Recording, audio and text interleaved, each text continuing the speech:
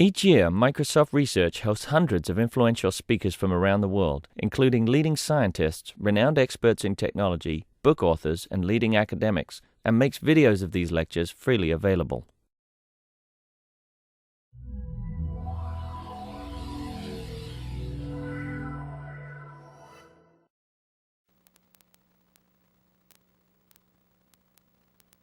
Today is our very own Ramez Nam from MSN Search. He took a brief break from Microsoft a couple of years ago, and while he was busy starting a company and doing all the things that you do, I guess probably a lot of laundry is to be done after you leave Microsoft. But he also wrote this fantastic book. We've had a series of folks in to speak on this topic. Dr. Greg Stock from UCLA, Wesley Smith from the Discovery Institute, Ray Kurzweil, of course, touches on this topic in almost everything that he writes and speaks about. So I'm so pleased that Ramez is here today to sort of give us an overview of where we're at. It's a fascinating book and is actually written with a layperson in mind, which is pretty exciting. So please help me welcome Ramez Nam. Thank you. I'm Ramez. I'm a GPM on the search team. My dev manager made me promise that the first thing I would say is that MSN Search is hiring, so just FYI. What's this book about? This book is really about the power of technology that we're developing for medical reasons to enhance humans, to make us smarter, to extend human life and slow down the aging process, to make people faster, to potentially connect our brains to computers, which is the area I'll sort of drill down on a bit today. In writing this book, I wanted to more or less inform people about what's happening, help them understand it, and then look at some of the ethical, social, and moral implications of this. One bar that I did apply in writing this is to look only at research that is actually in the lab today, for which there's some experimental evidence that we can do something, not things that are pure theory. Now, this is a nonfiction book. It's kind of a serious book, but it's also a character-driven book. There's some, I think, compelling people in here. There's Ashanti da Silva, who's a 5-year-old girl, who's the first girl to receive gene therapy to cure bubble boy disease that she suffers from. Basically, she has no immune system at all prior to the first gene therapy experiments. There's Louise Joy Brown, who's the first test tube baby, now 27 years old, the first person to be conceived via in vitro fertilization, and the story of her parents and how that came to happen. There's a man named Johnny Ray, who I'll talk about a bit later, a 53-year-old blues guitarist who winds up paralyzed from the neck down, completely locked in, unable even to speak, and how brain implants actually helped him regain the ability to communicate with the outside world and what that portends. And there's a few villains in the book as well, but I won't talk about them quite yet. Now, the way I came to write this book is interesting.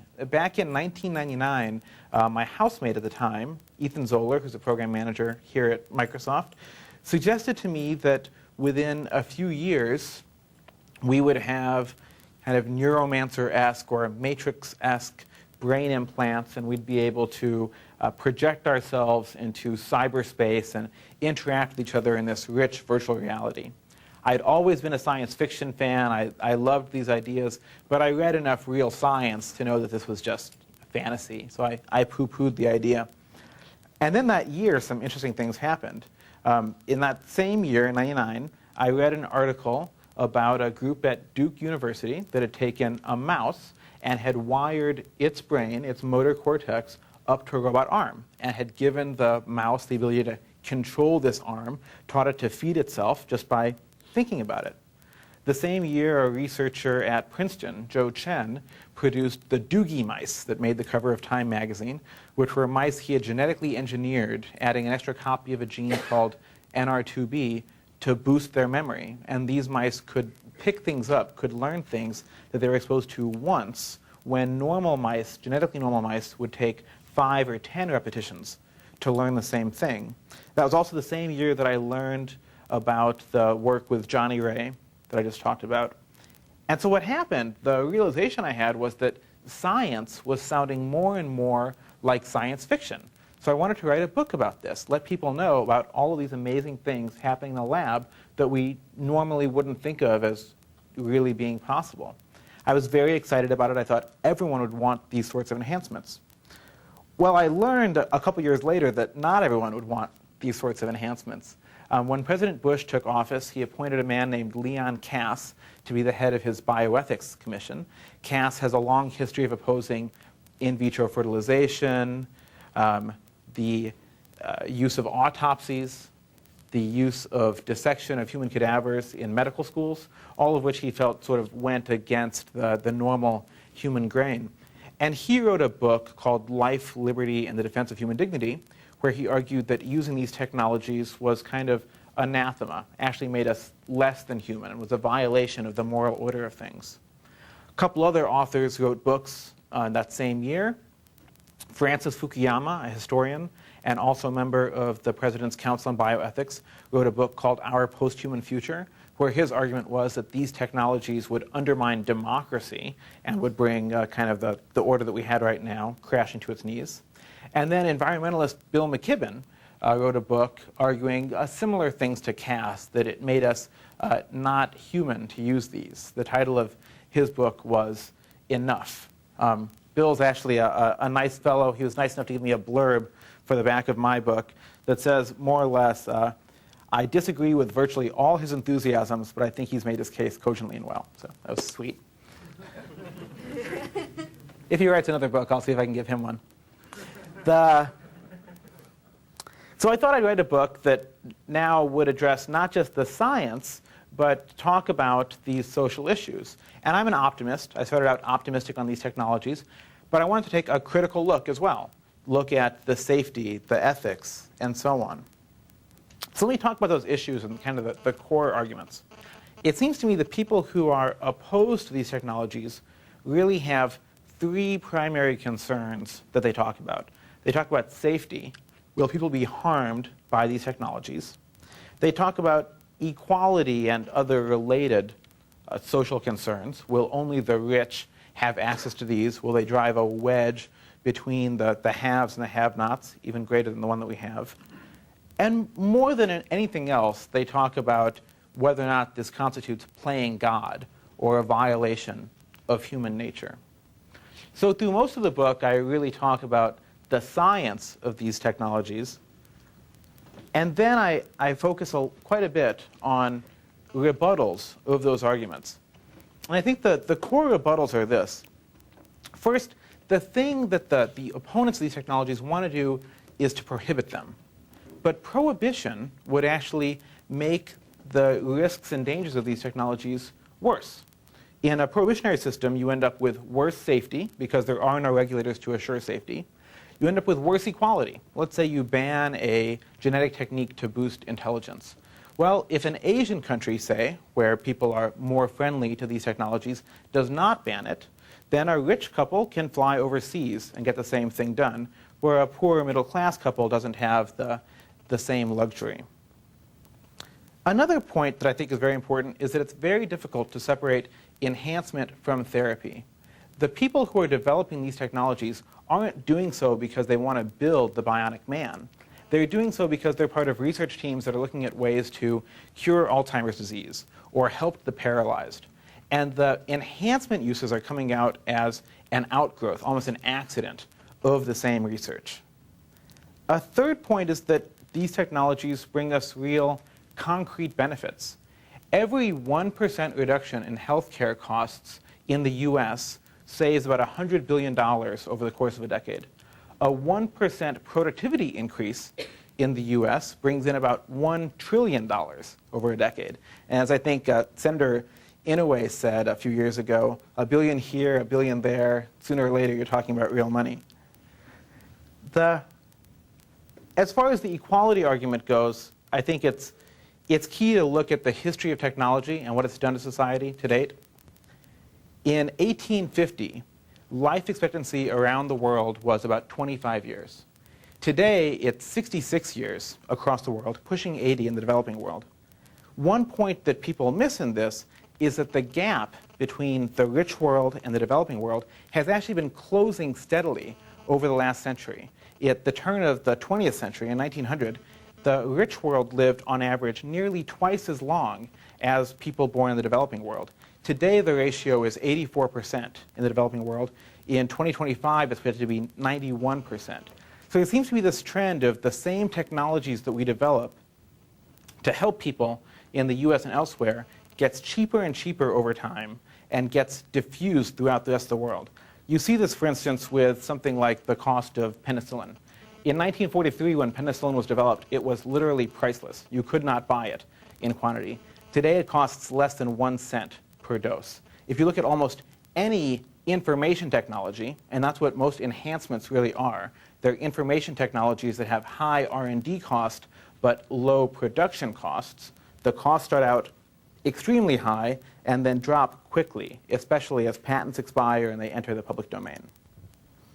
The last point, I think, is the most important, that while the critics view these technologies as violations of human nature, to me they seem totally aligned with and part of human nature.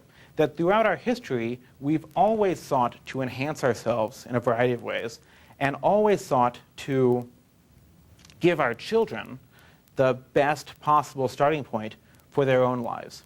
Every new technology of a biological sort has had its share of detractors and its share of fear when it came on the market or was discovered by scientists. In 1800, when Jenner discovered or produced the smallpox vaccine, people had a tremendous amount of fear around it. The smallpox vaccine was cultured on the surface of cows, on cowpox sores. And there were editorial cartoons in 1801 that depicted a half-man, half-cow monster roaming the countryside, destroying churches and towns. People were talking about, is this really human? Is it moral to do this thing? Isn't it a violation of nature? Well, a couple years later, people saw that those who got the vaccine didn't get sick and die, and that fear quickly went down in the face of concrete benefits. I think the same thing happened 27 years ago with in vitro fertilization. The hubbub about IVF was so great that Edwards and Steptoe, the doctors who produced it, shut down all of their efforts for 2 years after the first patient. Now, as of last year, there have been more than 1 million in vitro fertilization babies born. 1 in 100 babies born in the US is conceived through IVF. In Australia, where it's subsidized, 1 in 20 babies conceived born is conceived through IVF. People who used to be afraid of this now say, oh, we had a fertility problem, we went to a doctor, now we have a perfectly healthy baby. So that's an overview of the book. Now, what I'm going to do for the rest of this time is walk you through one chapter of the book, which is the chapter on brain-computer interfaces, in kind of a a PowerPointed form, I guess I'd say, and give you an idea of what sorts of things I talk about. And you'll have to imagine what the other chapters are like based on this. So, the wired brain. The motive of people working on brain-computer interfaces right now is to help the sick and injured. The means are through these brain and nervous system prostheses. And the opportunity is to use these technologies to actually enhance human function beyond where it stands today. So let's talk about motives. There are 20 million deaf people or hearing impaired people in the US. 2 million of them have what's called sensorineural hearing problems, meaning that the inner ear's hairs have been lost and that no hearing aid can help them. There are 1.3 million blind people in the US, 2 million paralyzed, Christopher Reeve unfortunately having passed away recently, 1.5 million people with Parkinson's disease, 5.3 million people with some sort of permanent brain injury that affects their attention, their language skills, their memory, etc. And many more. Stroke victims, the depressed, OCD, just a huge array of people with some mental problem that can be addressed by this. More than 10 million potential patients in the US at least. The means is the electrical stimulation of the nervous system. We've known since 1870, when 2 German medical students did the first experiments of stimulating a dog's brain and watching its paw move, that the brain is electrical. In 1950, a fellow named Wilder Penfield showed that cognition is electrical too. What he did was he took patients who were going through surgery for epilepsy, and he electrically touched parts of their brain And these people would report kind of waking dreams or full hallucinations, thinking they were in another place. So it's not just the physical motion, but how we think as well. The most controversial work in this area happened in the 1960s. Two fellows, Jose Delgado and Robert Heath, did some very interesting work and provocative work with animals where they could control all sorts of behaviors: sleep, appetite, aggression, pleasure, and pain.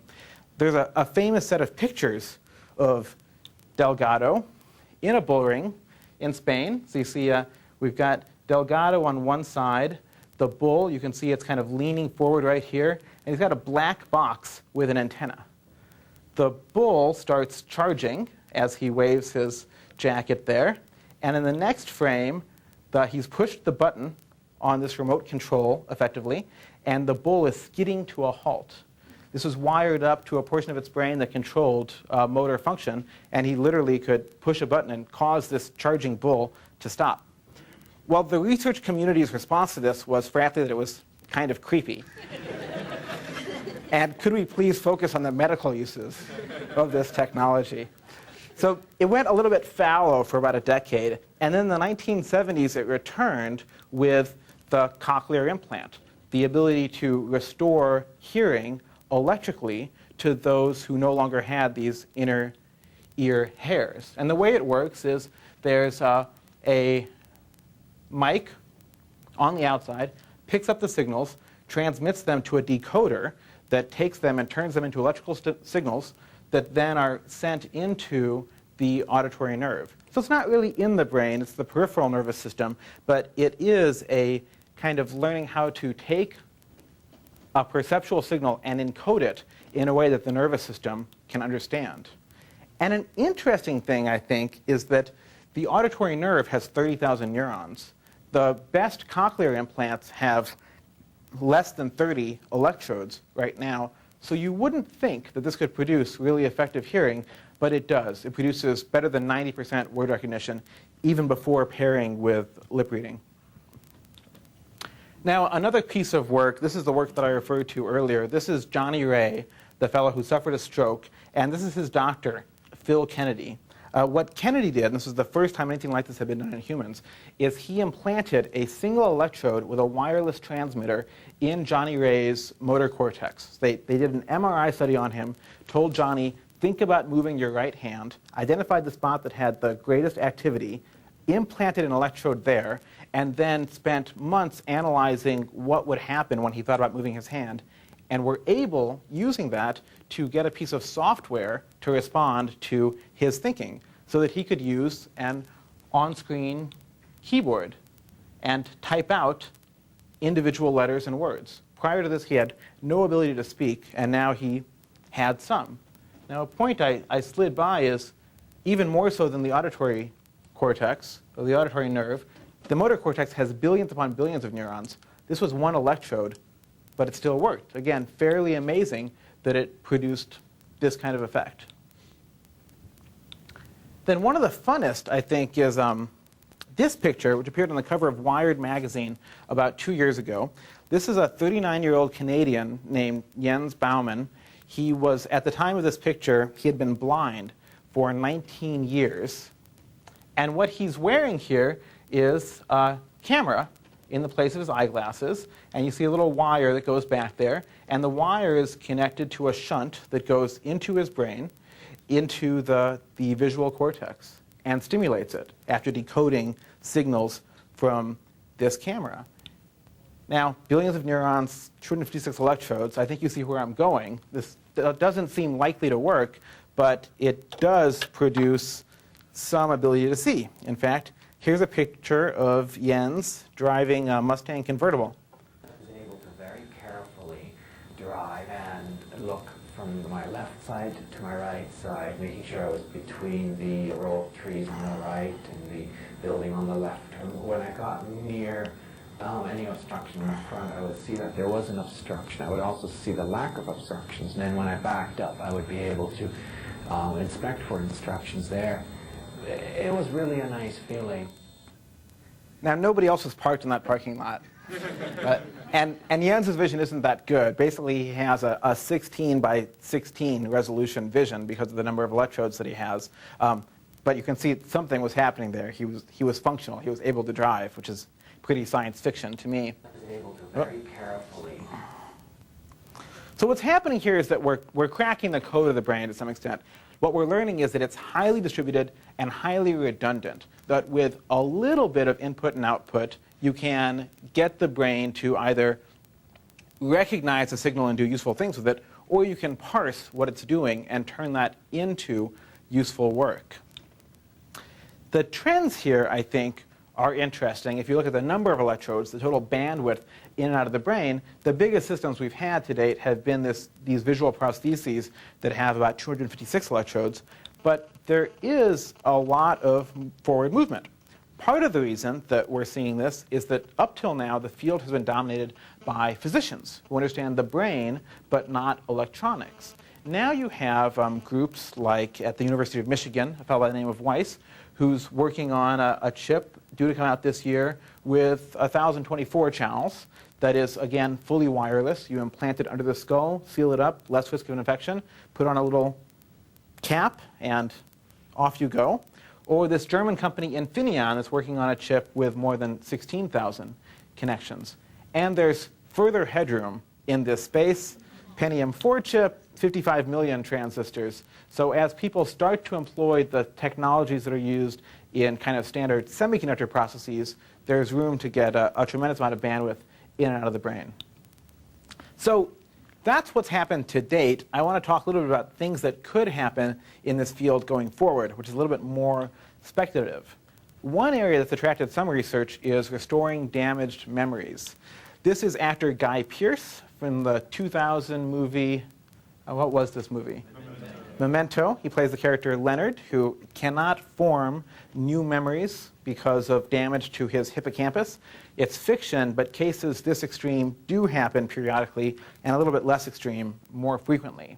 So a group at USC, led by a guy named Thomas Berger, are working on trying to help patients who have hippocampal damage that prevents them from forming new memories.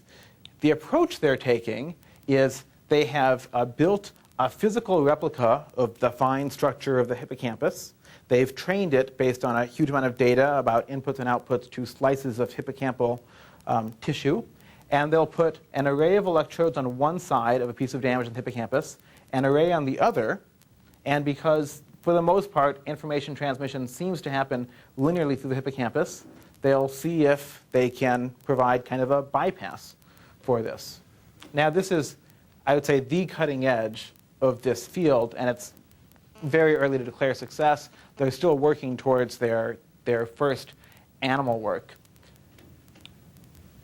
One thing that these guys are thinking about, how will they know if they've succeeded?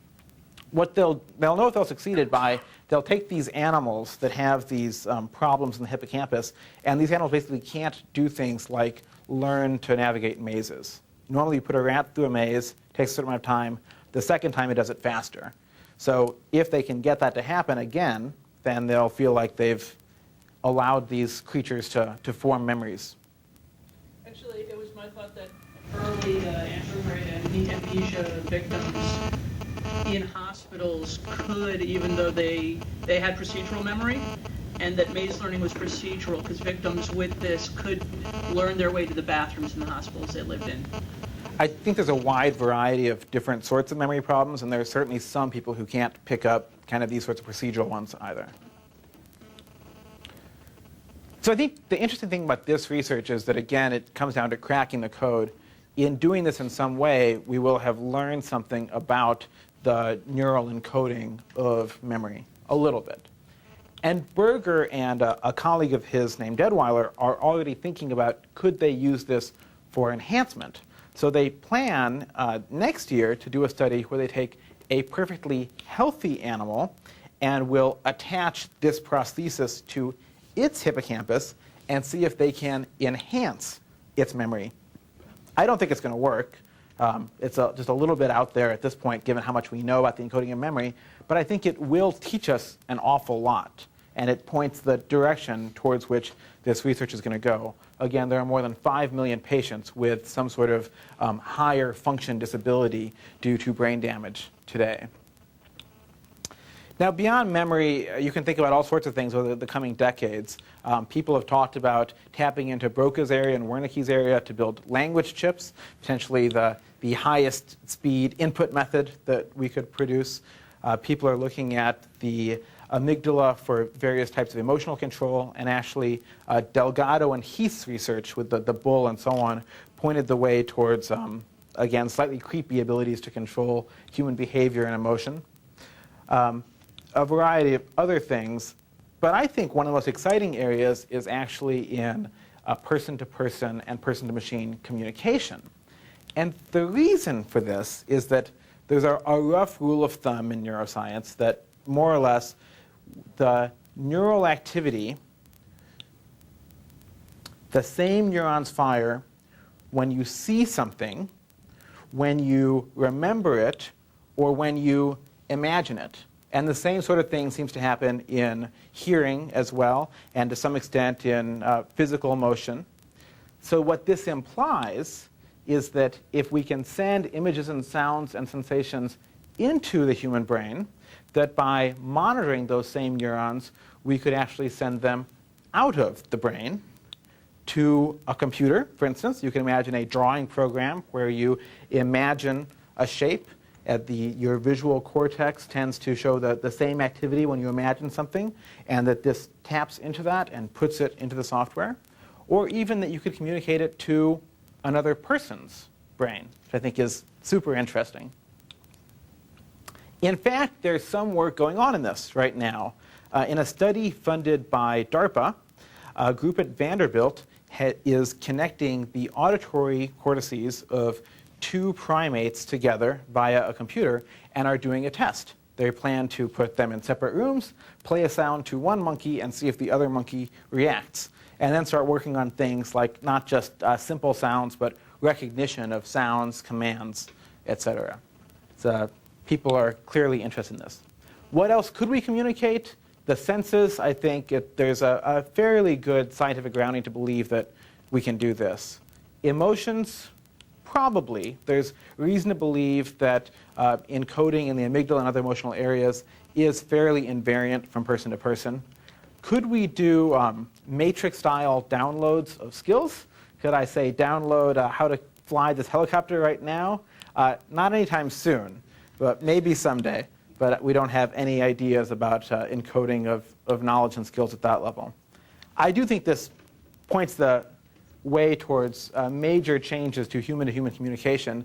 And as we've seen in the past, communication technologies have had this effect of kind of raising the collective IQ of the planet. If you think about the printing press, radio, the internet, etc. There are hurdles.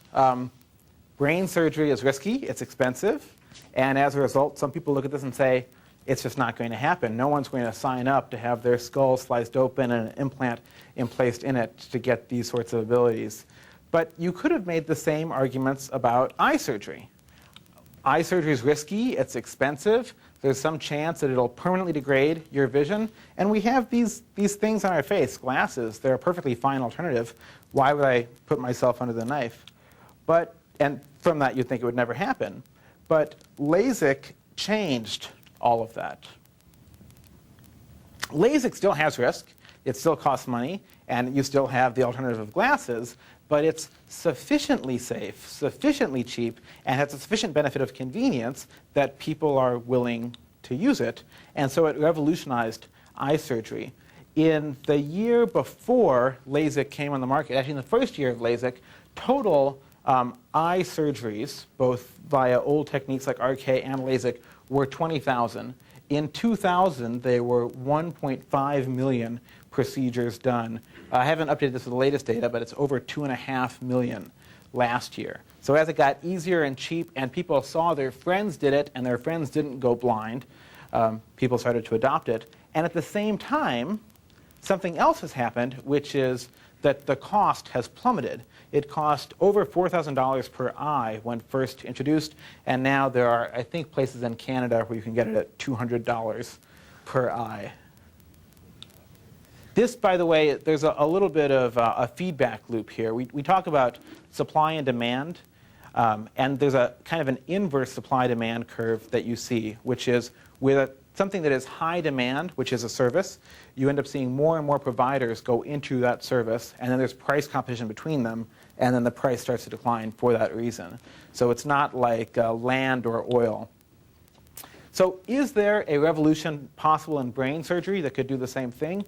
Maybe. There are a couple interesting things happening right now. One is stereotactic surgery, where magnets are used outside of the body, the combination of magnets and brain imaging, to guide something through the body without requiring a large incision. And the other is neurovascular surgery, where for things like brain tumors or aneurysms, people put in a probe through the circulatory system, through your veins and arteries, rather than cutting open the skull. And the combination of these is leading to potentially large improvements. This is an illustration you see in neurovascular stereotactic surgery. What happens is they insert a catheter, usually in the thigh, and they work it up into your brain. This is at the same time doing neuroimaging. So you can see here's the probe. They can see where in the brain it is. And they use magnets, a magnetic field outside the body, to guide it and turn it. The physician actually has a joystick that he uses to turn the probe as he's watching it on a monitor inside your brain to guide it to the right place. Like every other technology I talked about in the book, this is not being done because people want to create cybernetic overlords with brain implants, but because there are good medical reasons. There are a lot of people with neurological problems that benefit from the ability to deliver something to the inside of the brain. One example is aneurysms.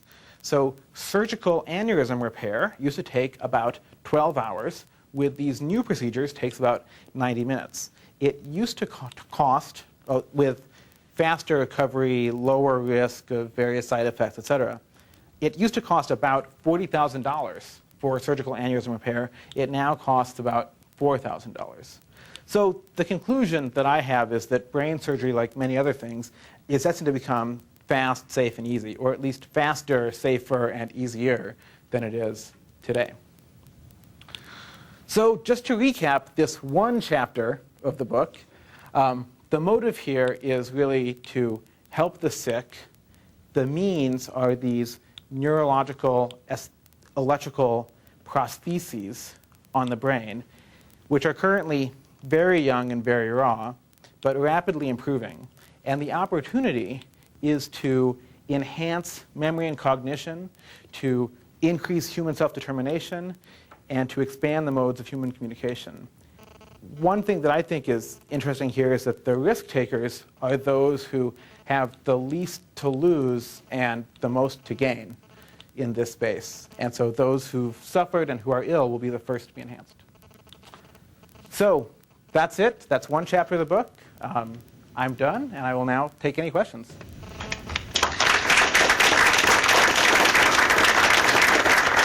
Question in the back. Two questions. When you're getting LASIK surgery, number one. Number two, when they're connecting, I missed the first part of your lecture, so sorry I missed this, but when they're actually making connections to the neurons, how many neurons do they have to connect to? So, for example, in the monkeys, are they connecting neurons at the dendrite level, or are they connecting regions of the brain to other regions of the brain? I'm still waiting for LASIK because it's still getting so much better and better and better. With the neural interfaces, what they really do is they're not specific enough to target one neuron. So what you'll end up having is you have a probe that happens to usually touch a neuron either on the body or on the axon. Or in one study, in the very first study, the Phil Kennedy work, the electrode is actually inside of a glass cone that is full of neural growth factors. So the neurons all around it grow dendrites into the cone, and so several neurons end up in contact with the electrode.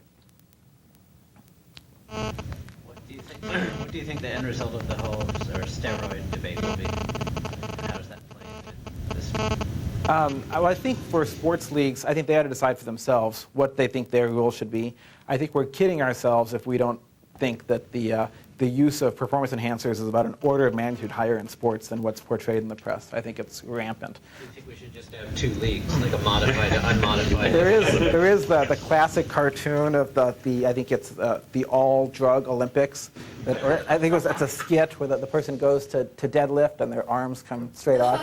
So I do think that safety is a realistic concern, and that I don't think that a league that allowed absolutely anything would end up being that much fun.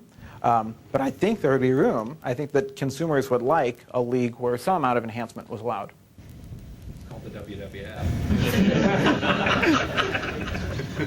How much progress do you think we can make through for communication to animals, because they don't have the same level of abstraction that we have, right? Yeah. So at some point, what works for them, it's not going to work for us, and there are many things that I imagine would work for us but not for them.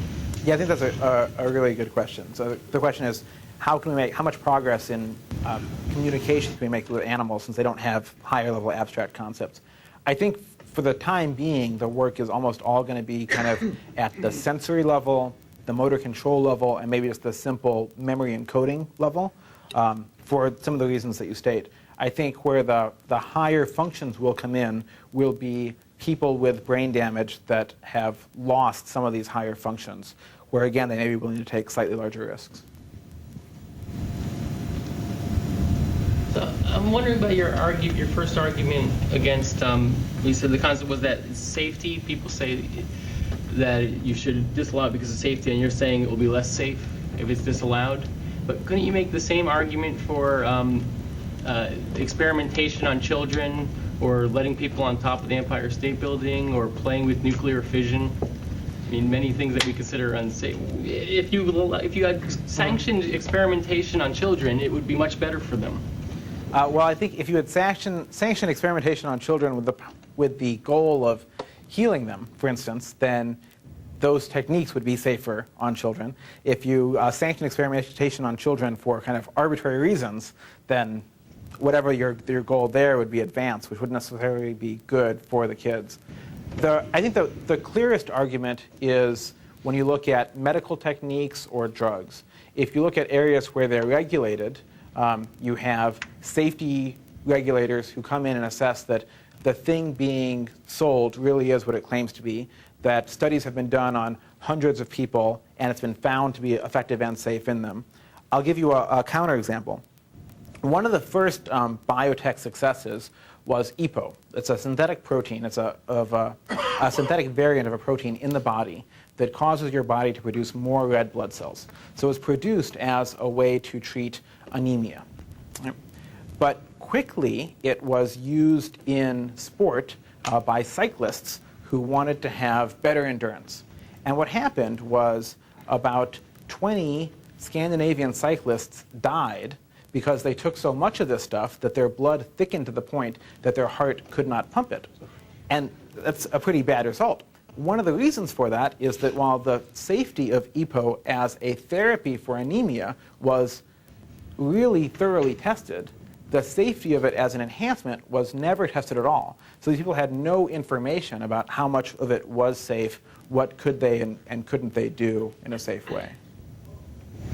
It just seems that if you push that reasoning, you're going to come up against the wall eventually, because it justifies the therapeutic uses, but it doesn't justify enhancement experimentation. And then so you're going to finish the therapeutic uses. You're going to say, but we could enhance people with this, and then it's going to be a problem again. Yeah, what I'm arguing is that we should test the safety of enhancements as enhancements. If people really are going to use them as enhancements, even in contravention of the law, then you might as well recognize that and test it. So wasn't actually LASIK was a Soviet invention, and most of those performance enhancements were done in East Germany, their sports academies. So maybe there is some correlation that there are some societies that are less risk averse, and human sacrifice for the common good is okay. And then you can make progress. But Or prison colonies? Yeah, those could be. Like, so maybe the next invention comes from China or something, who knows? Maybe there are some unpublished studies in East Germany we should look at. I think ultimately, though, that he does have a point. What you're going to end up with is simply moving the bar. It's not an all-or-nothing thing. Ultimately, you will make a determination that something is unethical and refuse to do experimentation in that area. And, you know, X number of percentage of the population will judge that judgment valid, and there will be a small amount that says, oh, what the hell, let's do it anyway because it can be done. And we'll be outside the main core or mainstream regulatory bodies. I think that's accurate, and I think it'll also vary from area to area. One interesting thing is, in the U.S., a study done recently said that I think 12% of parents would use genetic techniques to enhance the appearance or other desirable traits of their offspring. The same study done in Thailand found 75% of parents said they would do this. So cultural attitudes towards enhancement technology vary tremendously. And I think you'll see a lot of people pursuing this overseas if it's not allowed here. As a side note, a possible fix for this would be to take the IRS's approach and say, you know, illegal income is taxable anyway. So even if you're going to do something that's outside the bounds of law, it's subject to regulation. So I read the book and I really enjoyed it, and it's gotten a lot of acclaim, and it's also gotten some criticism because it's an opinionated subject and opinionated community. So I'm wondering what, for the criticism that's been levied, what are some of the themes and how would you respond to it? Oh, I think there's been two veins of criticism. The reviews have been mostly pretty positive, which I've been happy about. There's one that I think is a good area to argue about, which is, does it pay enough attention to the safety issues? Is this really realistic? Is equality really going to end up being more or less okay, as I portray in the book? I do some analysis of the economics and the cost of these things over time. So that I'm totally fine with, and some of those people I've even had chats with. There's another one that I find very interesting, which is Wesley Smith, actually, who was here earlier, who's from the Discovery Institute, which is intentional, or what's the? Intelligent Design, thank you. Intelligent Design / Creationism, wrote a review of me in a magazine called, or a newspaper called the DC Examiner, that he actually titled Worst Review. And it was actually rather funny. I'll send it around. So that was more or less on the premise that the book is really making a pro-eugenic argument that we should employ this to leave evolution behind and that we should change the human race, where the book is really saying that individuals and families ought to have the freedom to use this technology if they're comfortable with it, which I think is a very different argument. I guess I'm kind of wondering what's going to be the force that drives some of this technology to the just past therapeutic use. You were talking about with the brain implants, the idea that they could be used as a communication tool, but taking the step, there's a therapeutic use to being able to control the device for someone who's paralyzed. But when there's something that doesn't necessarily have a therapeutic use, being able to directly communicate with another person who has had the same technique that doesn't really have, or at least that I can't see a mainstream therapeutic use for, where does that research start from? Where does it happen? Right. Let me use a more close-at-hand example. So, Alzheimer's care. There's about $100 billion spent in the U.S. just on care of Alzheimer's patients. There's a tremendous market for any company that can produce a drug that effectively staves off, or even better, cures Alzheimer's. So a lot of companies are working on drugs that could potentially do this. All of them are finding that in healthy mice, their drugs boost memory and boost learning beyond the norm. So I think what you'll end up seeing there, if these things end up to be safe in humans and don't have bad side effects and so on, is the drugs will be prescribed for Alzheimer's patients, and they'll be prescribed off-label to maybe, a salesman who wants to be able to do a better job of remembering his clients' faces, or maybe somebody who works at Microsoft and wants to be able to pick up this new thing because they've got a crash project. Once these things are on the market, I think it's difficult to stop them from being used in an enhancement mode. But then is that saying that things that nothing can come into existence unless it solves a problem, and the other effects must always come about accidentally? I don't think that's a fundamental law, but right now the investment in this is almost entirely medical. The vast majority of the research is motivated by curing people. There is a little bit of military spending in this as well. DARPA has put a few tens of millions of dollars into this compared to billions that the NIH has put in indirectly or directly. And the military does talk about being able to do things like link up soldiers on the battlefield, have pilots able to control these things by thought. But even when you look at that money, where it's really going is to researchers working on nearer-term therapeutic applications. Do you wish you'd been born in the future? Do you feel like you were born too soon? Don't we all? I think no matter when no matter when I was born, I would feel that way. That's okay. So you said that there were some kind of shady characters in your book. Who were those? Oh, I was referring to the President's Council on Bioethics. Oh, okay. They're the subtle villains of the book. Do you sketch out any timeline that you predict? For a few things.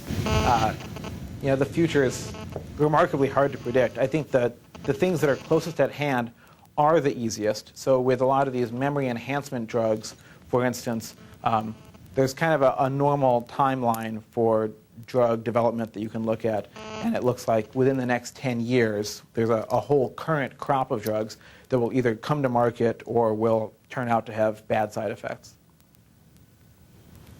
What's your take on the old paradigm of artificial intelligence? You know what I mean? Yeah.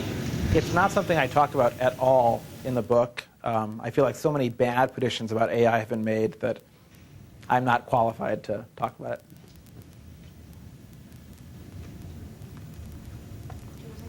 Yeah, one or two more.